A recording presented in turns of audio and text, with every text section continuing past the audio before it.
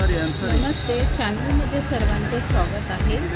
आज आपण दापुडी येथील श्री फिरंगाई देवी उत्सव हा पाहायला आलेलो आहे आणि खूप अशी दुकानं लागलेली आहेत। मला सुरुवातीलाच इथे प्लाझो दिसलेला आहे, एक 150 रुपयाला आहे आणि एक 250 रुपयाला आहे। तर मी दोन घेतलेत 250 रुपयाला आणि इथून पुढे आल्यावर मला छान असे मूर्ती दिसतात बोधांची। तर मला एक बोधांची मूर्ती घ्यायचीच होती, तर मी इथे पाहिलं गोल्डनमध्ये आणि ब्लॅकमध्ये बोधांच्या मूर्त्या होत्या।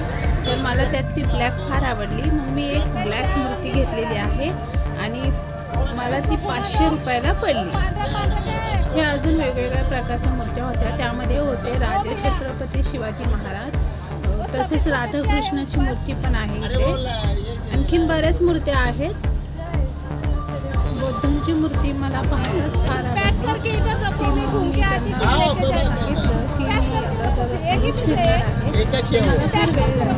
असं करायला मूर्तीला पॅक करून मी जाताना घेऊन जाणार आहे। पुढे खूप सारे असे मोबाईल कवर होते, 120 रुपयाला कोणताही घ्या।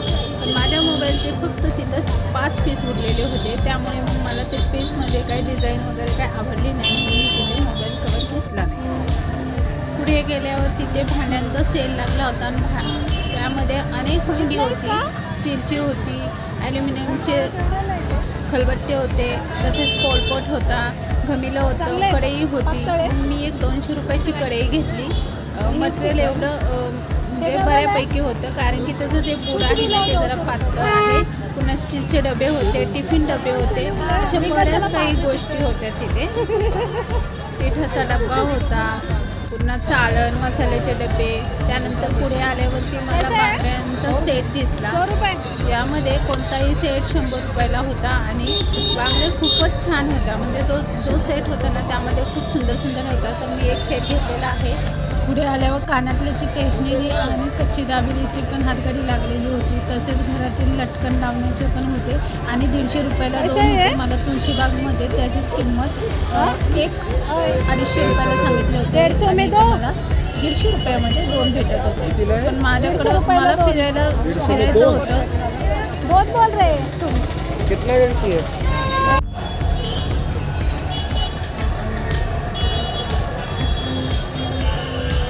पुढे आल्यावर मला रेवडीची हातगाडी दिसली आणि हातगाडीवर भरपूर रेवडी, पांढरी रेवडी, लाल रेवडी, तशी तिळाची रेवडी, पुन्हा शेव, फरसाण, भेळ असे भरपूर काही खाण्याचे प्रकार होते। आणखी इथून पुढे गेल्यावर मला बुड्डी के बाल दिसले आणि मला लहानपणीची आठवण झाली। आम्ही लहान असताना बुड्डी के बाल घेऊन खायचो, आत्ता तर आम्ही आमच्या मुलांना देत नाही पण खायला।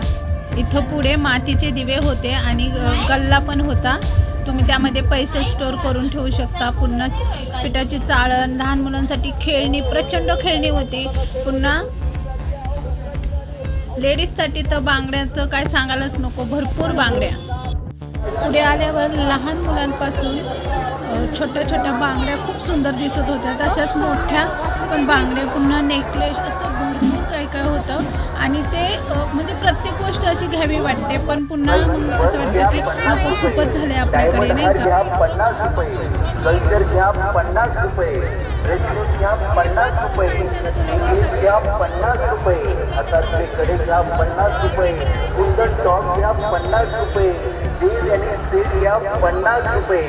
काही घ्या, या लक्षाबाद फक्त एकच दिवस, महागाईच्या काळात स्वस्ताईची कमाल आणि कोणतीही वस्तू घ्या फक्त 50 रुपये। बाजारामध्ये असणाऱ्या 100 ते 120 रुपये किमतीच्या वस्तू फक्त 50 रुपये।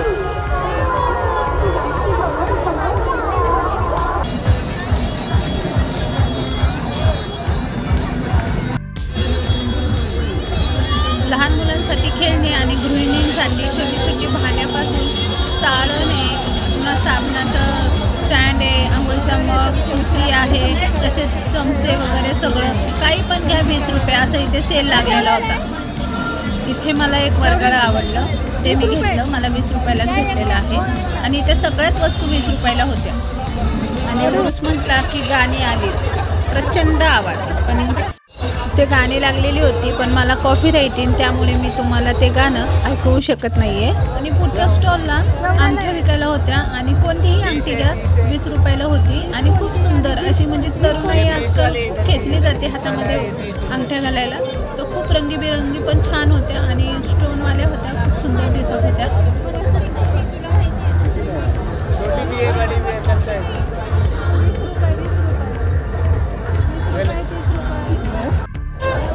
पुढे आल्यावर स्टॉलवर मला माकड, सिंह, ससा, वाघ यांचे मुखवटे दिसले आणि लहानपण पुन्हा एकदा आठवलं. पुढे आल्यावर पुढच्या स्टॉलवर आम्हाला एक गेम दिसली. त्या गेममध्ये ती रिंग त्या नंबरवर टाकायची, म्हणजे आपल्याला गिफ्ट लागतं. पुढच्या स्टॉलवर बांगड्या, आरसे, तसेच केसाचे रबर्स, पुन्हा दरवाजाचे पडदे, खिडकीचे पडदे, असं भरपूर काय काय वर्षामध्ये विकायला होतं.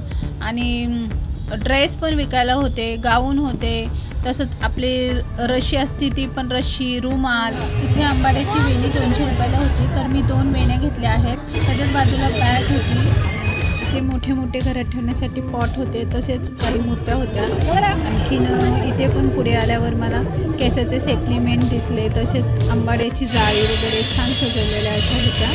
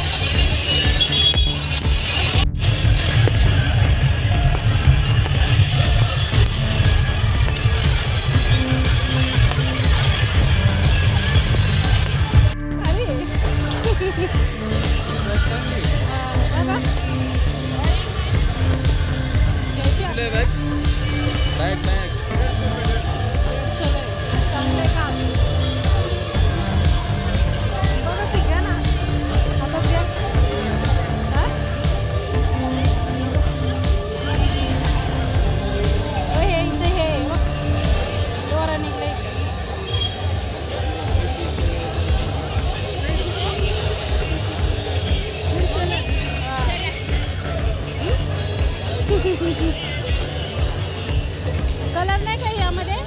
कलर अजून एक पीस नाही का असं असेल?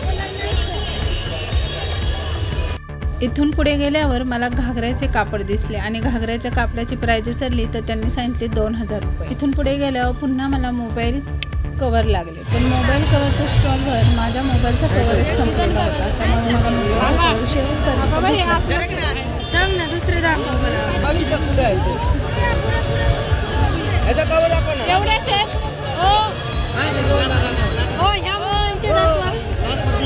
हो एवढेच आहेत का? पुढच्या स्टॉलवर कुर्ते दिसले. एक कुर्ता 200 रुपये ते 350 रुपयाला होता.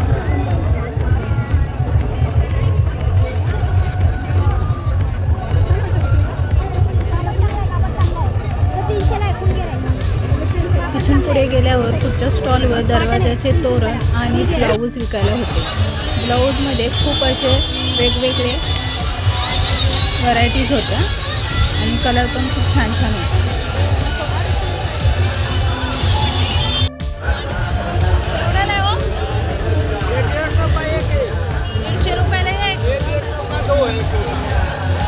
हे 150चे 2 का? हे 2 का नाही देत 150ला? हे 2 का नाही देत 150ला?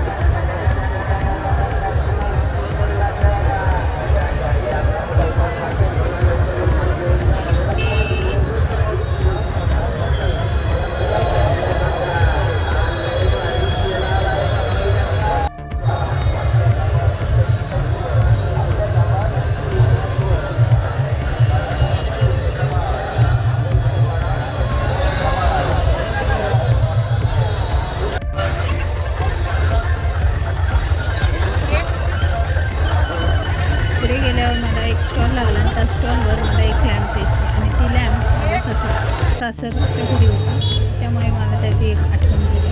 आणि तसंच लहानपणी जो आपण भोवरा फिरवतो तो भोवरा आणि भिंगरी तेही मला इथे दिसले, त्यामुळे माझ्या लहानपणीच्या आठवणी खूप जागा झाल्या आणि मला फार आवडलं म्हणून मी ते पण शूट केलेलं आहे.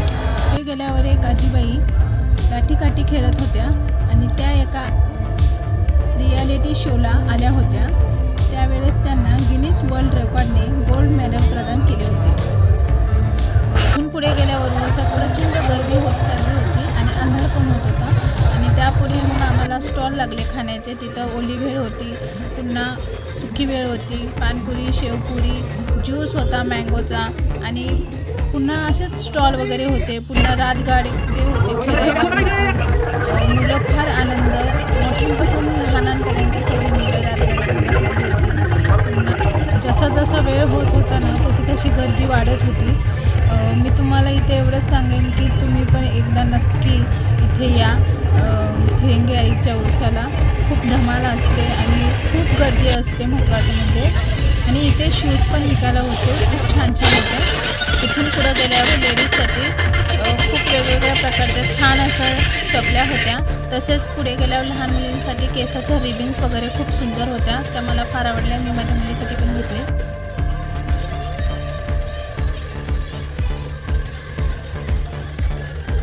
पुढे मग देवीची पालखी आली होती आणि ढोल ताशा पण होता आणि प्रचंड आवाज होता आणि पालखी आल्यावर खूप वातावरण छान झालं होतं. आपण पाहूया पुढे.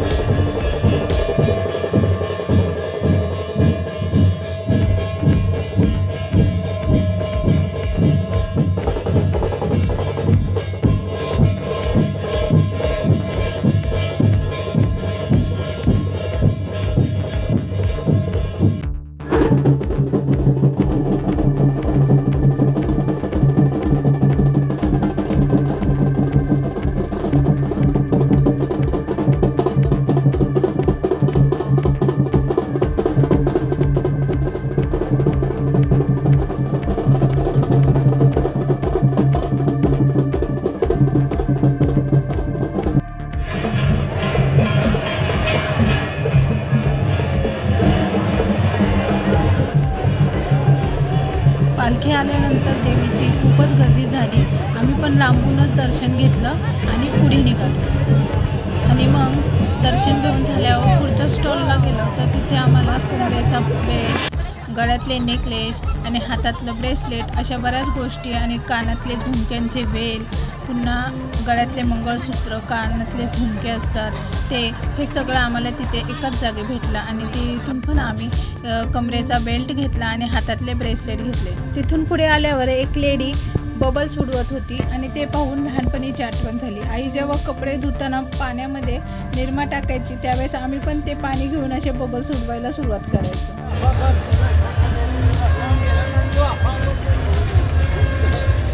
पुढच्या स्टॉलला आल्यावर इथे मला लोखंडाची कढई, पॅन, तवा, मी इथून एक कढई घेतली आणि खलबत्ते पण होते इथे.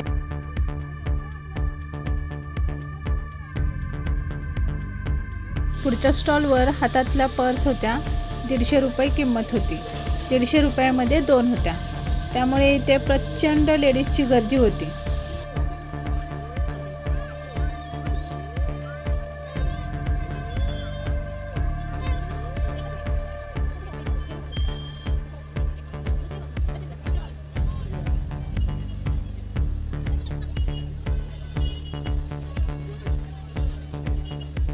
पुढच्या स्टॉलवर आले तर तिथं मला बार्बी दिसली आणि खूप सुंदर होत्या, अशा हॅट वगैरे घातलेल्या उलनच्या आणि सगळं लक्ष मोहून घेत होत्या. मला फार आवडलेल्या, मला पण घेऊ वाटत होती, पण माझ्या घरात ऑलरेडी खूप बार्बी आहेत.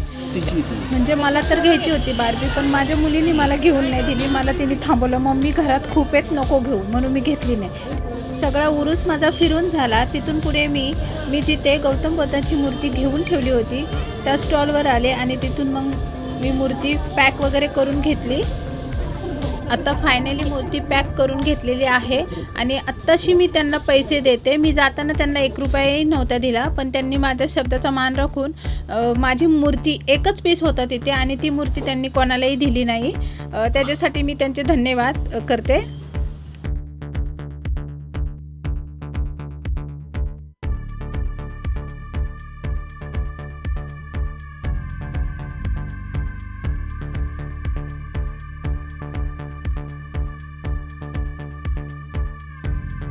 बऱ्याच जणांना तमाशा पाहण्याची खूप आवड असते आणि उरसामध्ये तमाशा हा असतो, पण रात्रीच्या वेळेस मला तुम्हाला काही तमाशाचा व्हिडिओ दाखवता आलाच नाही. पण मी दुसऱ्या दिवशी पुन्हा सकाळी जो शिळा उरूस असतो त्या उरसात पुन्हा जाऊन फिरले आणि जिथे तमाशा चालला होता तिथे मी खूप लांबून अशी शूटिंग घेऊन आलेली आहे.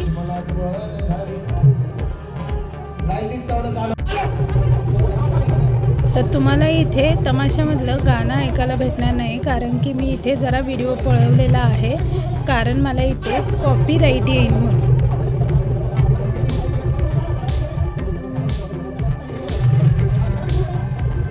नंतर 5च्या दरम्यान कुस्ती असते. मग कुस्तीच्या वेळेस सगळे जेंट्स माणसंच कुस्ती पाहायला जातात. त्यावेळेस मग दादाला सांगितलं होतं थोडासा व्हिडिओ घेऊन ये माझ्यासाठी कुस्तीचा. मग त्याने कुस्तीचा व्हिडिओ पण घेऊन आला आणि कुस्ती भेळ असती ती भेळ पण घेऊन आला होता.